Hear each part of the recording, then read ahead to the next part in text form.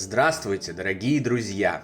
Приветствую вас на очередной лекции канала «Жизнь после жизни есть, я знаю», который посвящен доказательствам жизни после смерти биологического тела и исследованиям потустороннего мира, в котором всякому из нас предстоит оказаться, когда подойдет к концу наш земной путь.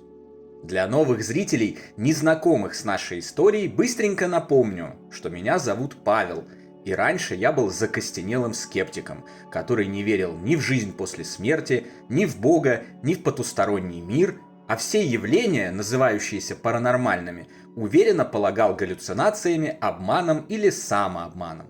Все изменилось, когда из жизни ушел мой самый родной и близкий человек, которому удалось полностью изменить мое мировоззрение, доставив мне с того света массу посланий, сигналов, знаков и доказательств продолжения жизни после смерти физического тела. Об этом я написал книгу «Жизнь после жизни есть, я знаю. Путешествие скептиков в потусторонний мир», разместив в ней эти доказательства, поделившись с читателями информацией, теорией и обоснованиями нашего загробного существования, а также снабдил ее перечнем качественной, авторитетной и доказательной литературы по теме жизни после смерти. Так начался мой удивительный путь и стартовала совершенно новая жизнь, в которой больше нет страхов, тревог, печалей, горя и скорби. Этими знаниями и их доказанным освобождающим влиянием с тех пор я стараюсь поделиться с теми, кто в них нуждается, в том числе и на этом канале. Сегодня же речь пойдет об одном из самых важных вопросов, понимание которого необходимо для осознания нашей бессмертной природы и обретения уверенности в существовании потустороннего мира, а именно устройстве того, что люди привыкли называть душою. Привыкнуть-то привыкли, но почти никто толком не понимает, что это такое на самом деле, видя в этом нечто эфемерное и метафорическое, нежели реальное. Тем временем душа более чем реальна, и ее можно исследовать, познавать и понимать. Итак, душа – это незримая, неслышимая и неосязаемая для биологических органов чувств энергоинформационная структура человека. Она размещается вне человеческого физического тела, одновременно интегрирована с ним и состоит из нескольких компонентов – тел, утончающихся по атомной плотности или частоте вибраций от одного к другому. Есть физическое тело, при помощи которого наша реальная личность, наше бессмертное «я» выражает себя и оперирует в физическом мире, словно водитель автомобиля, путешествующего по огромной стране, и некоторое количество нематериальных оболочек, которые эту самую личность покрывают. Сколько всего этих тонких тел? На этот вопрос есть разные взгляды, и согласия среди них нет. Одно учение говорит, что душа всего одна, и располагается она в груди человека. Другое конкурирующее учение называет цифру 2 духовных тела, образующих собою полноценную душу. Третье – 5, четвертое – 7, пятое – 10 тел, вливающихся в душу, которая находится где-то далеко, вне нашего измерения, и так далее. Астральное, духовное, энергетическое, тело сновидений, ментальное, каузальное, будхическое, атманическое и прочее, и прочее, и прочее. Кто-то утверждает, что есть дух, кто-то, что душа, кто-то, что и то, и другое, кто-то, что первое выше второго по значимости и наоборот. Кто-то вообще называет это совершенно иными терминами. Все это вместо наглядного, простого и понятного образа того, как все устроено, создает путаницу, противоречия и множество вопросов со стороны тех, кто пытается в этом разобраться. Я, разумеется, не буду вставать под флаги ни одного из этих учений и что-либо утверждать по этому вопросу, так как веду процесс познания через дедуктивный метод обобщения всей информации и поиск в массиве совпадений и закономерностей, являющих собой истину о чем-либо. Только когда число этих совпадений значительно, на порядок превышает число расхождений и противоречий, можно что-либо утверждать в качестве факта. И вот что можно усмотреть в обобщенном массиве данных исследований по этому вопросу, применяя описанный метод. Ясно, что невещественная энергоинформационная структура человека совершенно точно существует. Ее можно назвать душою, а можно отойти от религиозной терминологии и определить ее как материально-энергетический комплекс, представляющий собой бессмертную сущность жизни – сознание. Этот комплекс определенно включает в себя некоторое количество тел или того, что мы привыкли называть телами.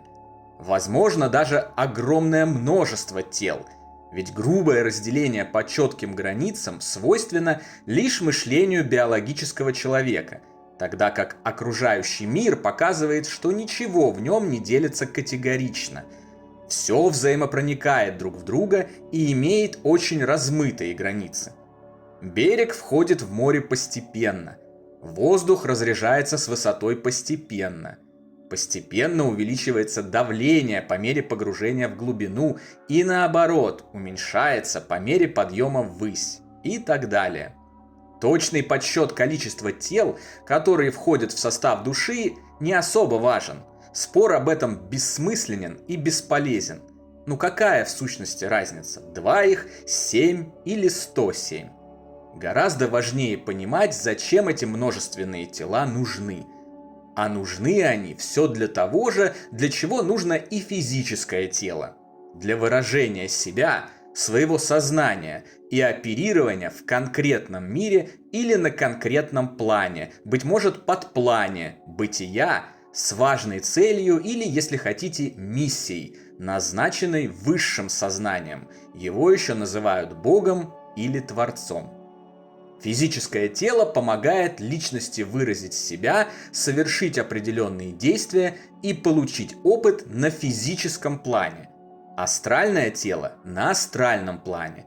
Другие, более тонкие тела в тех мирах, планах и подпланах, которым соответствует их частота вибраций. По мере увеличения частоты вибраций и утончения тела, в котором оперирует личность, растут и ее психические способности и, соответственно, возможности. Так, например, физическое тело ограничено лишь зачатками телепатии, чтения мыслей друг друга, а с помощью астрального тела личность может уже без каких-либо затруднений считывать мысли окружающих и общаться с другими без помощи языка. Ясновидение, яснослышание, телекинез, предсказание грядущих событий и прочие так называемые чудеса, доступные в физическом мире лишь единицам, в духовном мире – обычное для всех дело. По мере продолжения вечной жизни дух получает все больше опыта и знаний и продвигается по иерархической лестнице, от периода невежественного детства до просветленного состояния слияния с божественным сознанием. Возможно, даже до состояния Бога, когда сам становится Творцом и получает право творить свои собственные миры и вселенные. И далее. Как Вселенная бесконечна и беспредельна, так и прогресс ожидаемо должен быть бесконечен и беспределен. Сознание порождает материю, а не наоборот. Теперь вы понимаете, почему Вселенная все время расширяется и каким чудесным образом это происходит. Потому что все время прогрессирует и расширяется общее сознание всей совокупности жизни в ней. Отсюда же становится очевидно, что и никакого так называемого большого взрыва, якобы образовавшего Вселенную, не было. А было сознание, которое собою сотворило первые звезды, планеты, галактики и продолжает творить все вокруг. Это же лежит на поверхности, пока ученые бьются объяснить, каким физическим образом и по какой причине появилась Вселенная и постоянно увеличиваются ее границы. С такого ракурса восприятия это не удастся сделать никогда. Судя по всему, тем выше можно поднять вибрации и сбросить с себя большее количество более плотных тел, чем более высокий уровень развития получил дух за время своего существования. Продвижение, по-видимому, достигается за счет периодических воплощений сознания в различных материальных мирах через испытания, страдания и создание различных вызовов для души.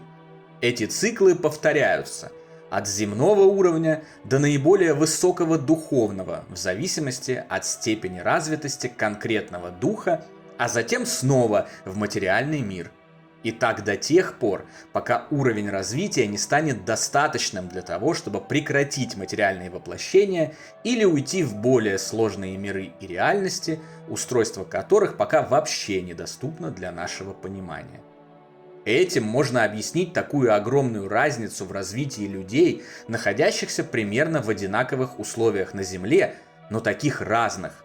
От низших, невежественных, тупых и злобных сущностей до гениальных и переполненных любовью и добром святых. О реинкарнации, ее законах и устройстве спорят. Действительно, познать столь сложный механизм циклического круговорота жизненной энергии во Вселенной пока не представляется возможным. И потому все подробности реинкарнации, ее механизм, проходящие между воплощениями сроки и их зависимость от чего-либо, обязательность или необязательность реинкарнации остаются на уровне домыслов и измышлений. Каких-либо качественных доказательств в этой сфере, к сожалению, не существует. Даже прославленный канадско-американский профессор доктор Ян Стивенсон, посвятивший изучению реинкарнации всю свою жизнь, в итоге остался в рамках предположений и не стал ничего утверждать. Но можно быть абсолютно уверенными в одном – в том, что реинкарнация есть. Если бы перевоплощений не существовало, все люди должны бы были быть примерно одинаковыми, так как живут плюс-минус по одним и тем же правилам, законам, ходят в одни и те же детские сады, школы, университеты, делают покупки в одних и тех же магазинах и так далее. Но все не так. Один находит удовольствие в причинении зла другим и посвящению всей жизни накопительству. Другой снимает гениальные фильмы, продвигающие идеи добра и духовности. А третий отказывается от всего материального и всю жизнь посвящает спасению человеческих жизней. Кроме сказанного, судя по всему, тонкие тела, составляющие материально-энергетическую суть человека, или какое-то одно из них, оживляют физическое тело, дают ему жизнь в прямом смысле этого слова, являются проводником жизненной силы, поступающей откуда-то из тонких миров. Только этим можно объяснить то, что никому, ни одному, даже самому гениальному ученому на Земле не удается оживить материю, создать жизнь в лабораторных условиях. А все теории о том, что жизнь возникла не в результате акта разумного творения, а из какого-то доисторического бульона, в котором плавали примитивные клетки и аминокислоты, рассыпаются словно карточный домик и не могут быть подтверждены в реальности. Подытожим.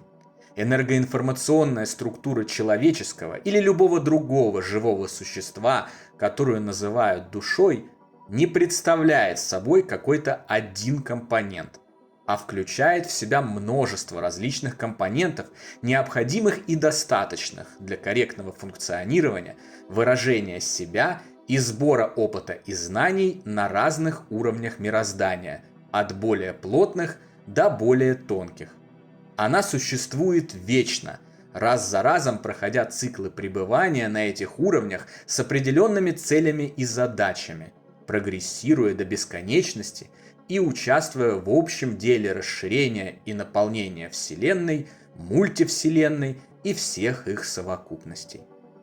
Удивительная, сложная и пока до конца непостижимая для человеческого мозга структура нашей бессмертной личности является собой гениальный замысел Творца в том, чтобы все его дети прогрессировали, становились лучше и заполняли все сущее любовью и добром.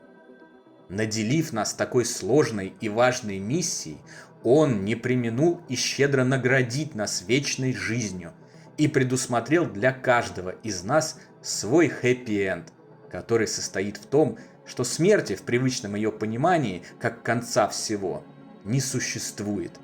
Вместе с нашими родными, любимыми и друзьями, рука об руку мы продолжаем наш путь, периодически разлучаясь на короткое время, чтобы пройти важные испытания, укрепить наши отношения, а вместе с ними и устремление к исполнению нашего бесконечно важного предназначения.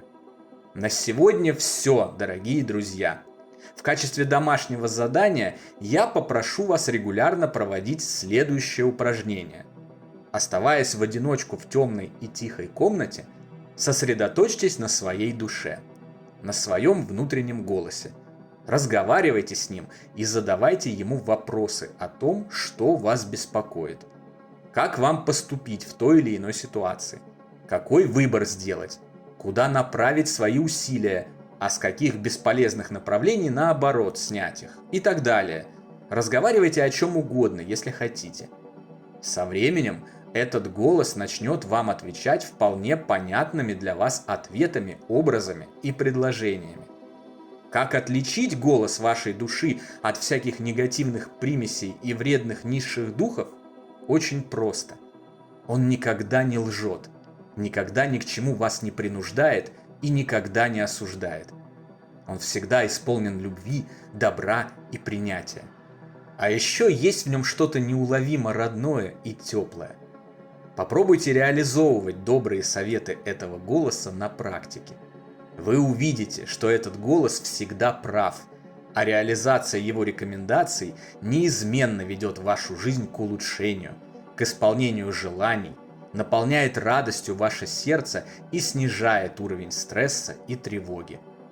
Таким образом, вы научитесь общаться со своей душой.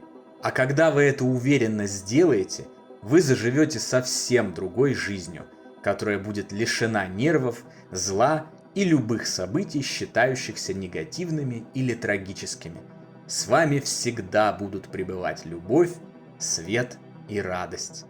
А пока спасибо вам за внимание и до новой встречи послезавтра. Надеюсь, ваш мозг не взорвался от потока сегодняшней информации, и вы будете в полном порядке. Следующая лекция будет попроще. Всего вам самого лучшего, прекрасного и замечательного.